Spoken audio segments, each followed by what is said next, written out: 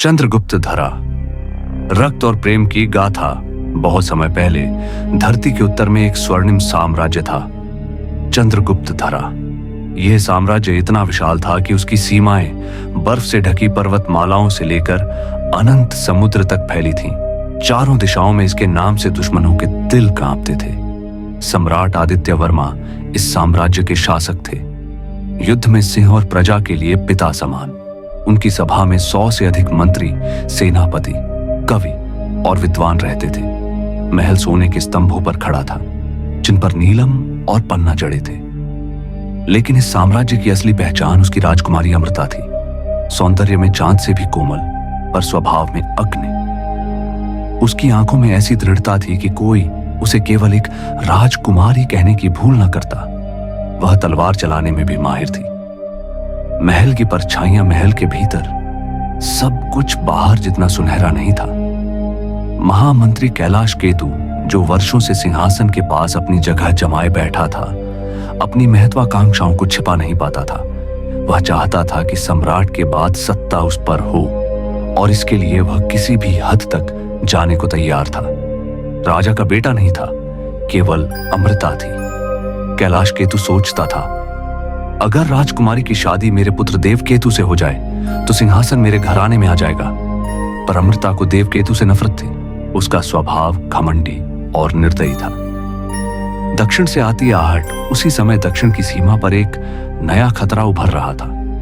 नागद्वीप नाम का द्वीप राज्य, जिसके बारे में कहा जाता था कि वहां के योद्धा काले नागों की पूजा करते हैं और विष का इस्तेमाल युद्ध में करते हैं, चंद्रगुप्त धरा की सीमाओं पर हमला करने लगा। नागद्वीप का राजा विहंग नाग एक चतुर और निर्दयी शासक था। सम्राट आदित्य वर्मा ने दक्षिणी मोर्चे पर अपने सबसे वीर सेनापति युवराज वीरेंद्र को भेजा, एक युवा योद्धा जिसकी बहादुरी के किस्से दूर दूर तक फैले थे। पहली मुलाकात जब वीरेंद्र राजधानी आया तो अमृता से उसकी पहली भेंट राजसभा में हुई।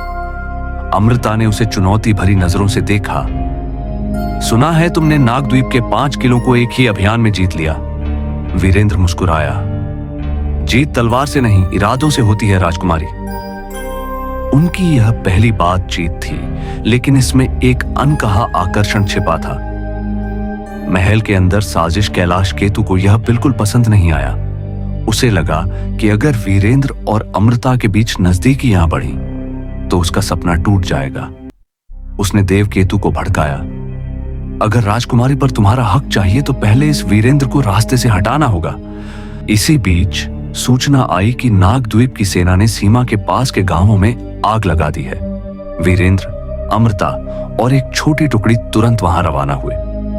रास्ते में उन्हें कृष्णवन से होकर जाना पड़ा। यह एक जादुई और खतरनाक जंगल था, जहां सूरज की रोशनी तक जमीन पर नहीं पहुंचती।